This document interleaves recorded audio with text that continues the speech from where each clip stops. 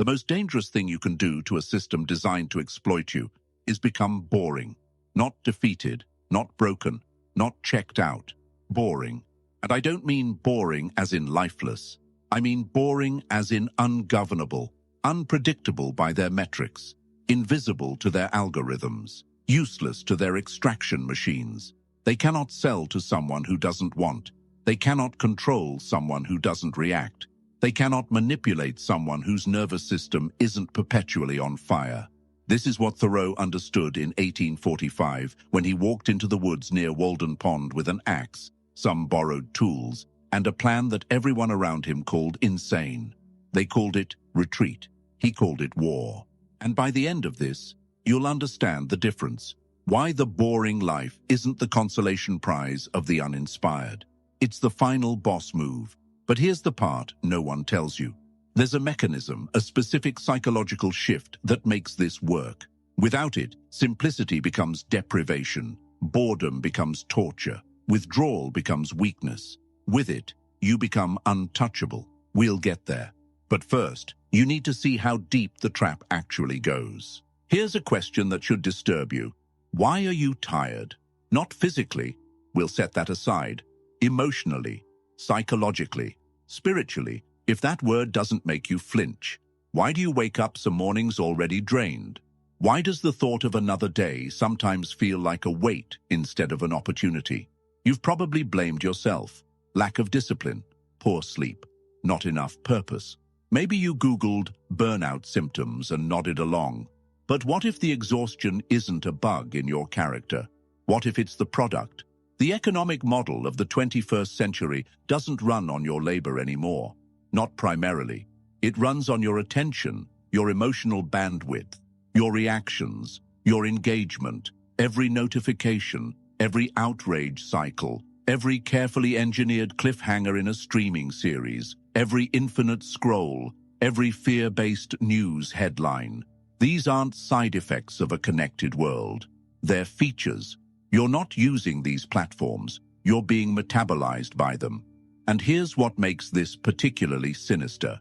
They've convinced you that stimulation equals living, that a calendar full of obligations equals importance, that hustle equals purpose. So you chase, and chase, and chase, and you call it ambition. Meanwhile, the architects of this system, the ones who actually built the attention economy, what do? They send their kids to tech-free schools. They retreat to analog hobbies. They practice meditation in silent rooms. They read books, paper ones, slowly. They sell you chaos and buy themselves calm. This is not conspiracy. This is confession. These people have said it openly. The same executives who design apps to maximize your screen time strictly limit their own children's access. Why? Because they know something you're only beginning to suspect. The stimulated mind is the captured mind. In 1845, Henry David Thoreau was 27 years old, Harvard-educated, son of a pencil manufacturer. He could have done anything respectable. Instead, he borrowed an axe, walked into the woods on land owned by Ralph Waldo Emerson, and built a cabin, 10 by 15 feet, one room, one door, one window on each side. He planted beans, read Homer, watched ants fight on a tree stump with the intensity of an observer at war. He spent hours just sitting. To his neighbors in Concord, Massachusetts, this was failure made visible. A young man with potential, wasting his life, refusing to marry, refusing to build wealth, refusing to participate. But Thoreau wasn't running away from society. He was conducting an experiment on it. I went to the woods because I wished to live deliberately, he wrote, to front only the essential facts of life and see if I could not learn what it had to teach, and not, when I came to die, discover that I had not lived. Read that again. Not, when I came to die, discover that I had not lived. This isn't about nature worship. This isn't about escaping responsibility. This is about a man who looked at the trajectory everyone expected him to follow and asked a question that still burns. What if most of what we call living is actually a sophisticated form of dying slowly? What if busyness is just a socially acceptable way to avoid the terror of actually being? Thoreau wasn't hiding at Walden. He was hunting for the signal underneath all the noise, and to find it, he had to subtract, ruthlessly. He spent 2 years, 2 months, and 2 days in that cabin. And when he emerged, he didn't come back with peace and tranquility. He came back with a weapon, a book so quietly savage that it's been fueling revolutions ever since. Gandhi read it. Martin Luther King Jr. studied it. It influenced movements across continents and centuries, all from a man who planted beans and watched ants. Boring, unforgivably, powerfully boring. Let's talk about what's actually happening in your brain. When you receive a notification, doesn't matter what kind, your prefrontal cortex lights up. Dopamine surges. The reward pathway activates.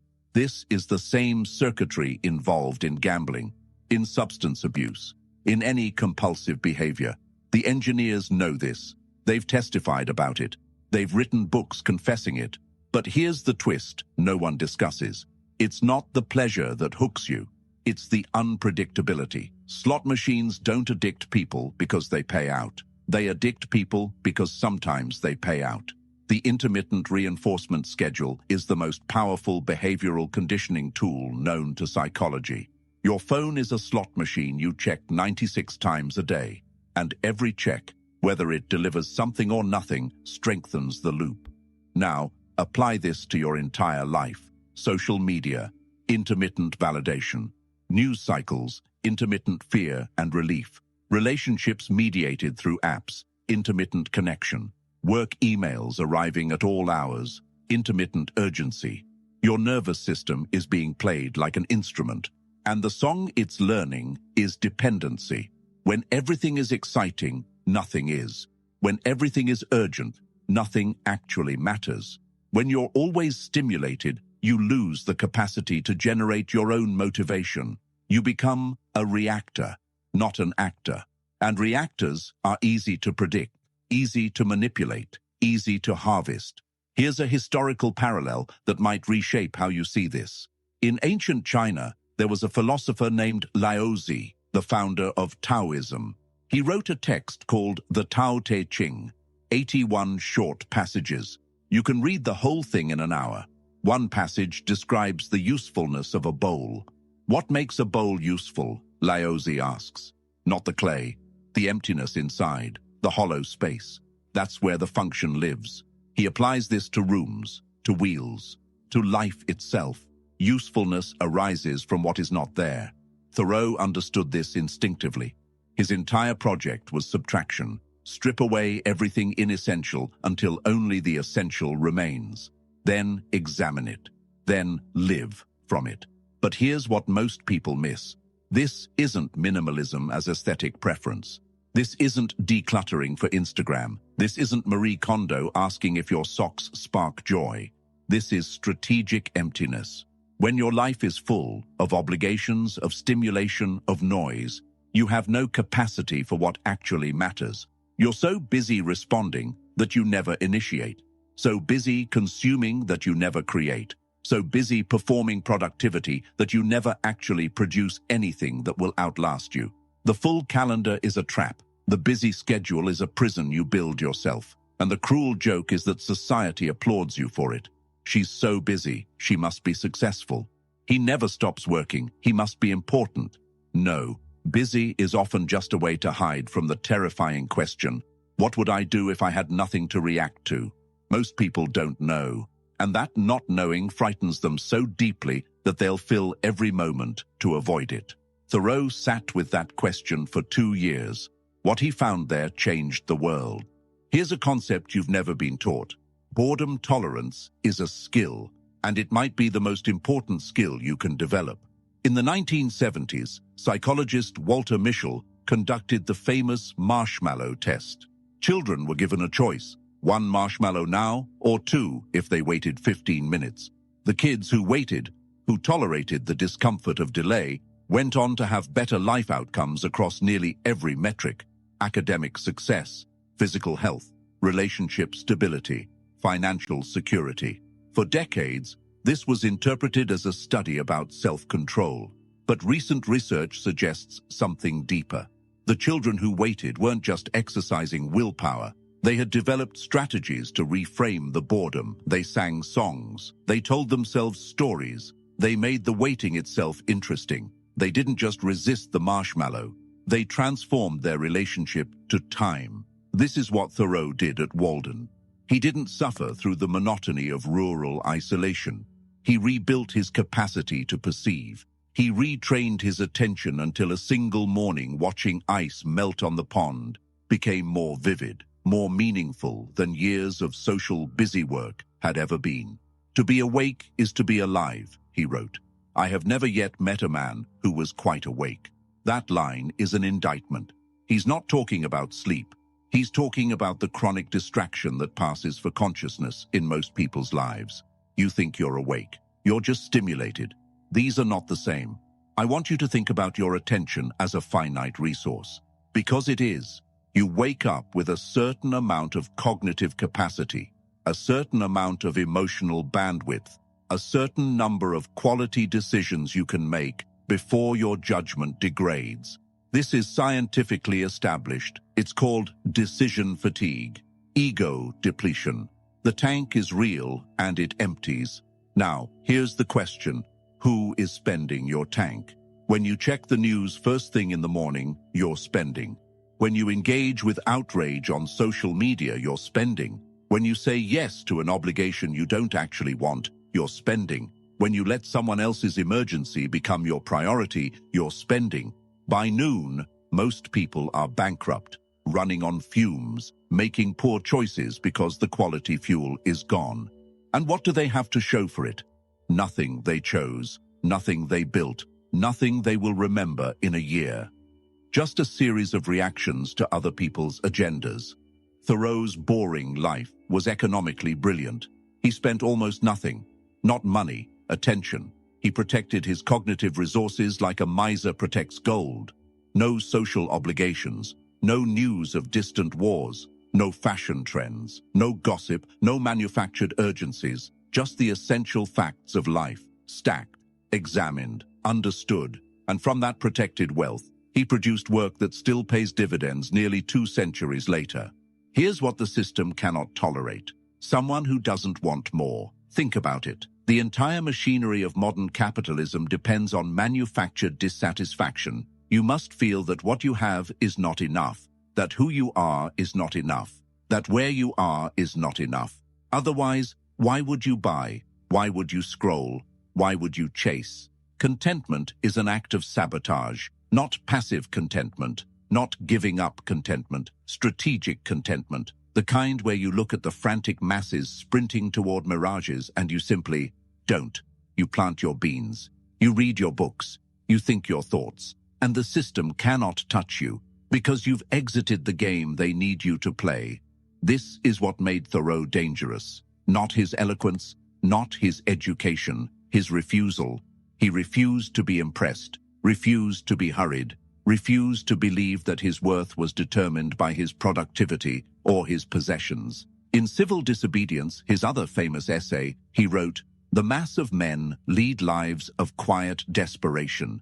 But notice, he didn't say they were forced into it. They lead those lives. Active verb. They choose it, daily, by default. The desperation isn't imposed from outside. It's an inside job. There's a modern pathology Thoreau never saw but somehow diagnosed in advance. It's called the paradox of choice. Too many options paralyze rather than liberate, but I want to go darker than that. Options aren't just paralyzing, they're expensive, and not in ways you're calculating. Every option you keep open costs mental real estate. Every possibility you refuse to close burns background processing power.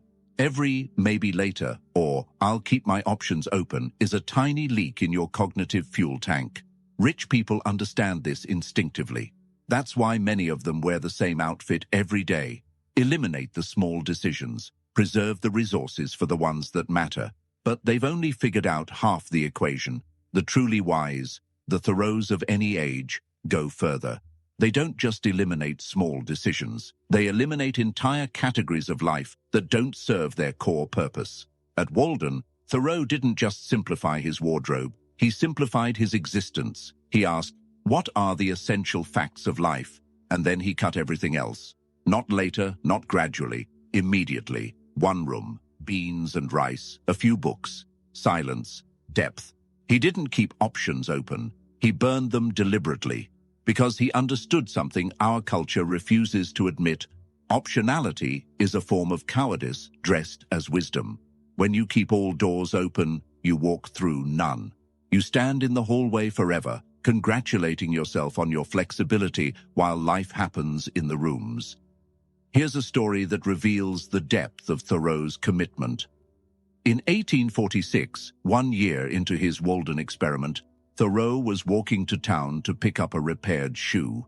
On the way, he was stopped by the local tax collector, Sam Staples. Thoreau owed 6 years of backpole taxes, about $1.50, barely anything. Staples asked him to pay. Thoreau refused, not because he couldn't afford it, not because he'd forgotten, because the taxes funded a government that sanctioned slavery and was waging what Thoreau considered an unjust war against Mexico. He would not participate, not even indirectly, not even symbolically. Staples, who actually liked Thoreau, offered to pay the tax himself just to avoid the paperwork. Thoreau refused that too, so they arrested him, locked him in the town jail. He spent 1 night there. Someone, probably his aunt, though he never confirmed it, paid the tax against his wishes. He was released the next morning, retrieved his shoe, and walked back to the pond. But that single night in jail produced Civil Disobedience, an essay that would later inspire Gandhi's Salt March, Martin Luther King's Montgomery bus boycott, the anti-apartheid movement, all because a man refused to bend. Over $1.50. This is not the behavior of someone hiding from life. This is not passive withdrawal. This is a man so clear about his principles that he made himself ungovernable. Not through violence, not through wealth, not through influence, through refusal. And refusal, true refusal, is only possible when you've eliminated everything inessential from your life, when there's nothing they can threaten to take away, when your needs are so small that their leverage disappears. Thoreau recorded his expenses meticulously, every cent. He knew exactly what his cabin cost, what his food cost, what his simple life required, and the number was almost comically low. He proved, mathematically, that a human being could meet all their actual needs with a tiny fraction of what most people spent. The rest was anxiety dressed as necessity, status dressed as requirement, fear dressed as ambition. The cost of a thing, he wrote, is the amount of what I will call life which is required to be exchanged for it, immediately or in the long run. Read that again. Let it sink in. He's not measuring price in dollars. He's measuring it in life. That house you're working 60 hours a week to afford. What's the real cost? How many years of your one existence are you exchanging for those extra square feet? That promotion you're chasing. What's it actually buying you? More responsibility, less time, higher stakes, more stress. You're not getting ahead. You're getting more entangled. Thoreau's question cuts through every justification. Is what you're gaining worth the life you're spending? Most people never ask, because they're afraid of the answer. Here's a neurological reality that has profound implications. Your brain has 2 primary modes, the focused mode and the default mode. Focused mode is what you think of as thinking, active attention, problem-solving, learning. Default mode is what happens when you're not focused on anything specific, daydreaming, mind-wandering, staring out windows.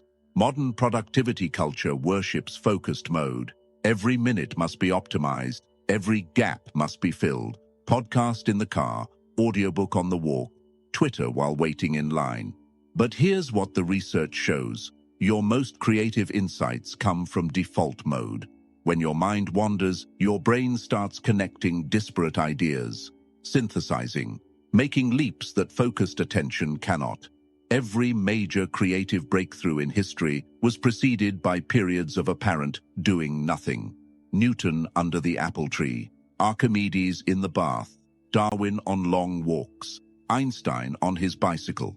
Boredom isn't the absence of productivity. It's the precondition for deep productivity. When Thoreau sat for hours watching the pond, he wasn't wasting time. He was creating the mental space where Walden could emerge, where civil disobedience could crystallize. His boring life produced more lasting value than 1,000 busy executives who couldn't sit still for 10 minutes.